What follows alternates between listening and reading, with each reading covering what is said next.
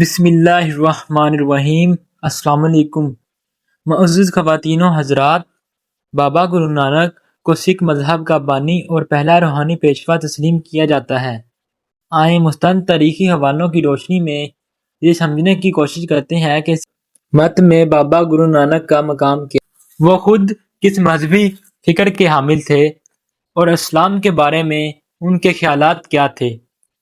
سکھ روایات کے مطابق بابا گرو نانک ایک الہامی رہنما کے طور پر پیش کیے جاتے ہیں، جبکہ دین اسلام واضح طور پر اس عقیدے پر قائم ہے کہ حضرت محمد صلی اللہ علیہ وآلہ وسلم خاتم النبیین ہے اور آپ صلی اللہ علیہ وآلہ وسلم کے بعد قیامت تک کسی نبی کی آمد نہیں ہوگی۔ پیدائش اور ابتدائی حالات۔ تاریخی بیانات کے مطابق بابا گرو نانک کی پیدائش 15 اپریل 1469 عیسوی کو ہوئی۔ سکھ برادری میں ان کا یوم پیدائش عموماً نومبر کے مہینے میں پورنماشی 14ویں کے چاند کو منایا جاتا ہے، اسی لیے تاریخ ہر سال بدل جاتی ہے۔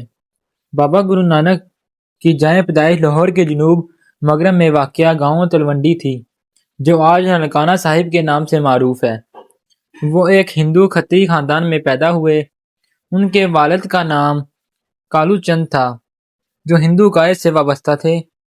تعلیم و تربیت۔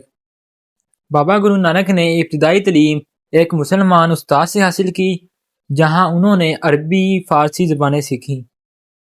اس کے ساتھ ساتھ انہوں نے سنسکرت پر بھی عبور حاصل کیا اور ہندو مذہبی کتب کا مطالعہ کیا۔ ان کی روحانی طبیعت اور دنیا سے بے رغبتی والدین کے لیے باعث تشویش تھی۔ سچے سودے کا واقعہ۔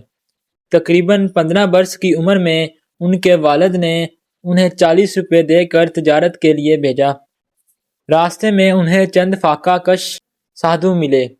بابا گرو نانک نے ساری رقم ان کی خوراک پر خرچ کر دی اور اسے سچا سودا قرار دیا۔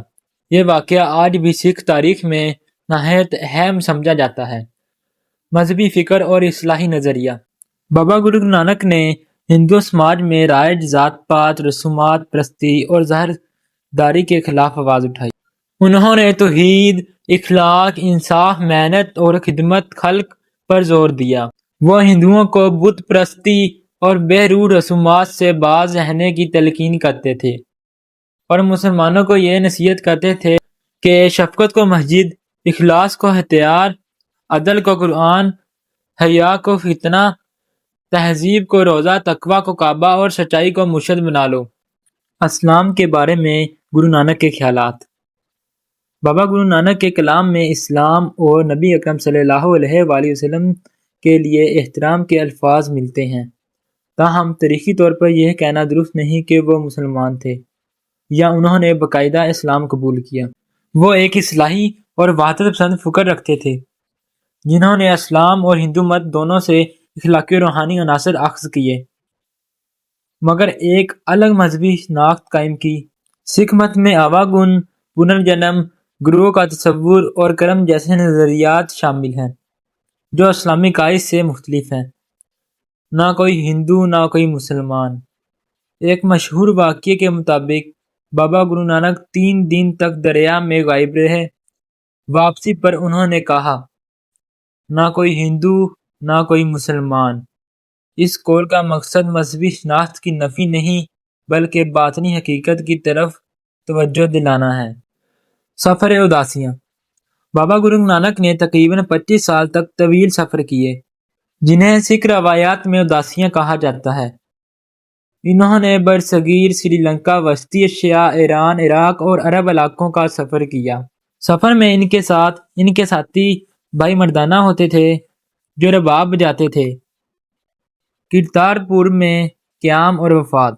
زندگی کے آخری 18 سال بابا گرو نانک نے کرتارپور میں گزارے، جہاں انہوں نے کھیتی باڑی کی اور روحانی تعلیم دی۔